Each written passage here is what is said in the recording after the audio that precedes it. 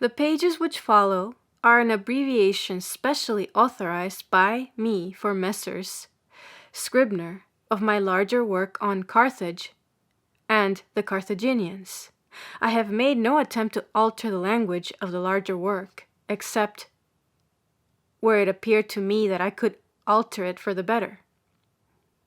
Indeed, any attempt to write down to the capacities of younger readers seems to me quite unnecessary in dealing with an epoch of history which, in the unique interest and importance of its subject and in the simple grandeur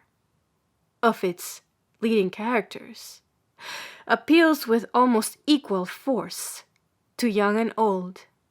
And if I have been led to dwell at greater length and with apparently more genuine enthusiasm on the elements of greatness which are to be found in Carthage, and on the genius of her two greatest sons, than on the qualities of her successful rival, it is not because I would suggest any doubt that Rome was the fitter of the two for empire, or that her victory was on the whole the victory of progress and of civilization, but because, owing to the conditions under which the history of Carthage has come down to us, and the distorted medium through which we must needs view it, it is, in my judgment, the proper business of the historian, so far as in him lies, to restore the balance. Multitudinous voices of the past, of the present, and in a sense even of the future, attest in language that cannot be mistaken by anyone the greatest of the eternal city. But the mournful and solitary silence which weighs upon the traveler as he stands upon the deserted site of Carthage, while it attests how thoroughly the Romans carried out their hateful work of obliteration, calls upon him in tones which to him at least are equally unmistakable to lay stress on what may be fairly said for the city and the civilization, which have never spoken and can now unfortunately no longer speak for themselves. One chapter only of this volume seems to require special comment here. In the spring of 1877, after I had finished the first draft of my larger work, I was enabled to pay a visit to the site of Carthage and its neighborhood. It was a short visit, but was full of deep and varied interest. It was my first sight of an eastern city, and it brought me for the first time into direct personal contact with that vast religious system which is one of the greatest facts of human history, and which, from causes deep as human nature itself, seems destined, whatever the upshot of the present Eastern difficulties, always to maintain its hold on the Eastern world. I was able several times to visit the site of the Phoenician city, and to study, as far as my limited time would permit me, on the spot those questions of its topography and history with the general bearings of which I had been so long familiar in books. I walked round the harbors of Carthage, bathed in water which half preserves and half conceals its ruins, explored the bursa and the cisterns, traced for many miles the course of the aqueduct, crossed the river Bagradas, and examined, amongst other spots renowned in ancient history, the site of the still more ancient city, the parent city of Utica. In the concluding chapter of this volume, I have endeavored to gather up some of the impressions which I derived from these varied sights and scenes. And I hope I have been able by these means, as well as by various touches, which I have inserted subsequently in other portions of the book, to communicate to my readers in America what I think I gained for myself, a more vivid mental picture of that ancient city, whose checkered fortunes in connection with her great antagonist I have endeavored to relate. The Knoll, Harrow, December 1880.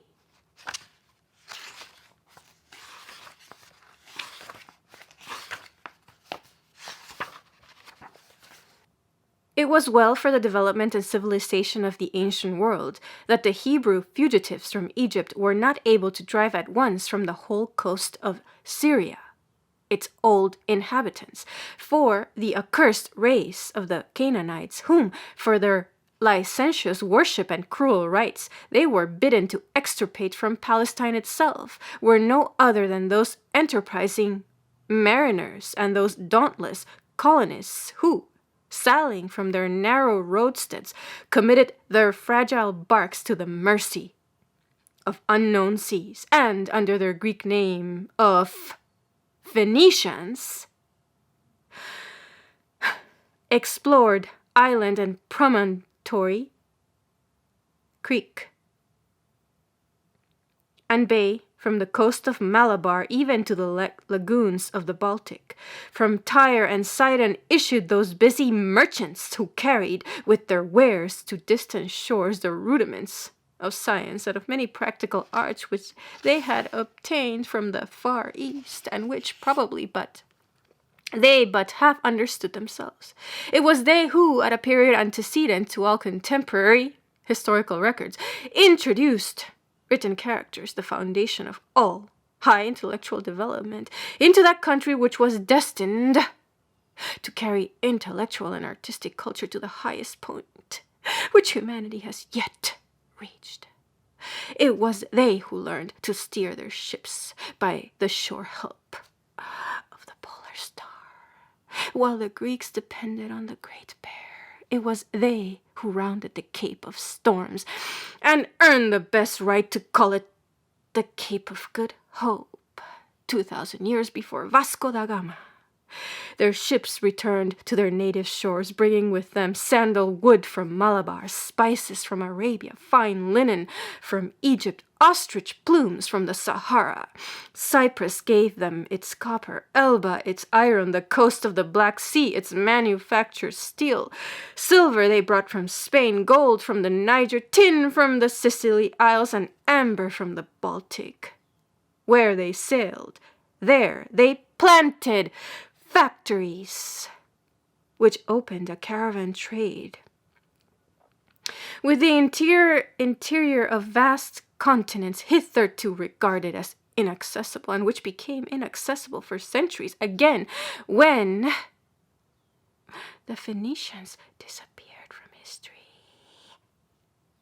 They were as famous for their artistic skill as for their enterprise and energy. Did the greatest of the Jewish kings desire to adorn the temple which he had erected to the Most High in the manner least unworthy of him? A Phoenician king must supply him with the well-hewn cedars of his stately Lebanon,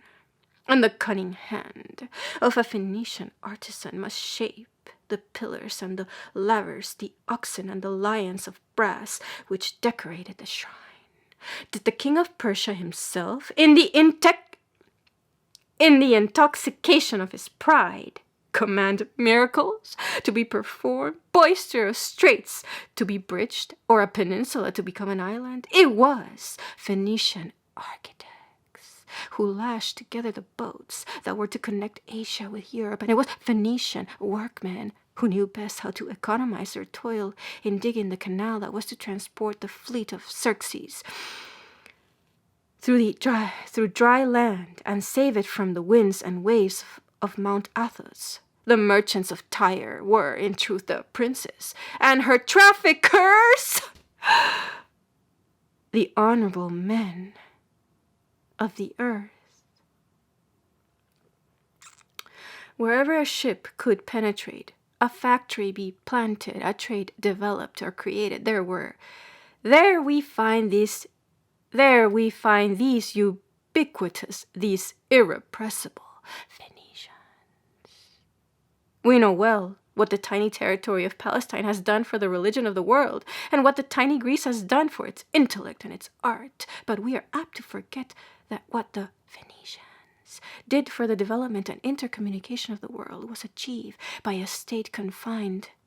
within narrower boundaries still in the days of their greatest prosperity, when their ships were to be found on every known and on many unknown seas. The Phoenicians proper of the Syrian coast remained content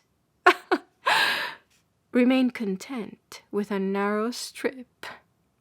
of fertile territory squeezed in between the mountains and the sea, of the length of some 30 and of the average breadth of only a single mile, and of the existence of a few settlements beyond these limits entitles us to extend the name of Phoenicia to some 120 miles of coast, with a plain behind it which sometimes broadened out into a sweep of a dozen miles. Was it not sound policy, even in a community so enlarged, to keep for themselves the gold they had so hardly won, rather than lavish it on foreign mercenaries, in the hope of extending their sway inland, or in the vain attempt to resist by force of arms the mighty monarchs of Egypt, of Assyria, or of Babylon? Their strength was to sit still, to acknowledge the titular supremacy of anyone who chose to claim it, and then, when the time came, to buy the intruder off. The landlocked sea,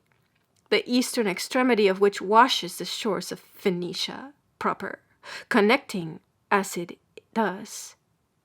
3 continents, and abounding in deep gulfs, in fine harbors, and in fertile islands, seems to have been intended by nature for the early development of commerce and colonization. By robbing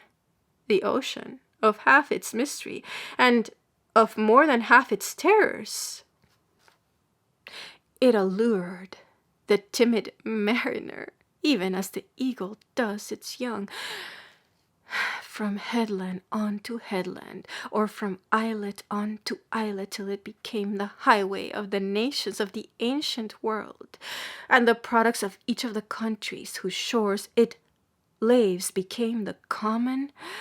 property of all. But in this general race of enterprise and commerce among the nations which bordered on the Mediterranean, it is to the Phoenicians that unquestionably belongs the foremost place. In the dimmest dawn of history, many centuries before the Greeks had set foot in Asia Minor or in Italy, before even they had settled down in secure possession of their own territories, we hear of Phoenician settlements in Asia Minor and in Greece itself, in Africa, in Macedon, and in Spain. There is hardly an island in the Mediterranean which has not preserved some traces of these early visitors. Cyprus, Rhodes, and Crete in the Levant, Malta, Sicily, and the Balearic Isles in the Middle Passage, Sardinia and Corsica in the Tyrrhenian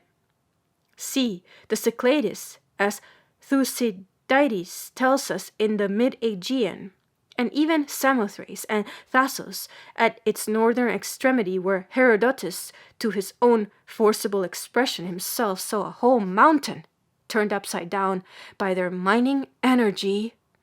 all have either yielded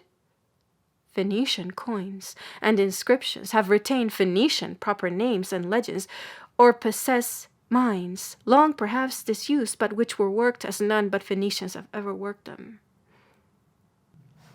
And among the Phoenician factories which dotted the whole southern shore of the Mediterranean, from the east end of the greater Syrtis even to the Pillars of Hercules, there was one which, from a concurrence of circumstances, was destined rapidly to outstrip all the others, to make herself their acknowledged head, to become the queen of the Mediterranean, and in some sense of the ocean beyond, and for a space of over 100 years to maintain a deadly and not unequal contest with the future mistress of the world. The history of that great drama, its antecedents and its consequences, form the subject of this volume. The rising African factory was known to its inhabitants by the name of Kirtaj Hadeshath. Kirjath Hadeshath, or Newtown, to distinguish it from the much older settlement of Utica, of which it may have been to some extent an offshoot. The Greeks, when they came to know of its existence, called it Carchedon, and the Romans Carthago. The date of its foundation is uncertain, but the current tradition refers it to a period about 100 years before the founding of Rome. The fortress that was to protect the young settlement was built upon a peninsula projecting eastwards from the inner corner of what is now called the Gulf of Tunis, the largest and most beautiful roadstead of the North African coast. The topography of Carthage will be described in detail at a later period of this history. At present, it will be sufficient to remark that the city proper, at the time at which it is best known to us, the period of the Punic Wars, consisted of the Bursa, or citadel quarter, a Greek word corrupted from the Canaanitish Bosra or Bostra, that is, a fort, and of the Kothon or harbor quarter, so important in the history of the final siege. To the north and west of these, and occupying all the vast space between them and the isthmus behind, were the Megara, Hebrew, Magurim, that is, the suburbs and gardens of Carthage, which, with the city proper, covered an area of 23 miles in circumference. Its population must have been fully proportionate to its size. Just before the Third Punic War, when its strength had been drained by the 2 long wars with Rome and by the incessant depredations of that chartered brigand Massinissa, it contained 700,000 inhabitants, and towards the close of the final siege, the Bursa alone was able to give shelter to a motley multitude of 50,000 men, women, and children. Facing the Hermian promontory, Cape Bon, the northeastern horn of the Gulf of Tunis, at a distance of only 90 miles, was the island of Sicily, which, at a glance at the map, and as the sunken ridge extending from one to the other still clearly show, must have once actually united Europe to Africa. This fair island it was which, crowded even in those early days with Phoenician factories, seemed to beckon the chief of Phoenician cities onwards, towards an easy and a natural field of foreign conquest. This it was which proved to be the apple of fierce discord for centuries between Carthage and the Greek colonies, which soon disputed its possession with her. This is an ever-checkered warfare, and at the cost of torrents of the blood of her mercenaries and of untold treasures of her citizens, enriched Carthage with the most splendid trophies, stolen trophies, though they were, of Greek art. This, finally, was the chief battlefield of the contending forces during the whole of the First Punic War, and the beginning, that is, of her fierce struggle for existence with all the power of Rome.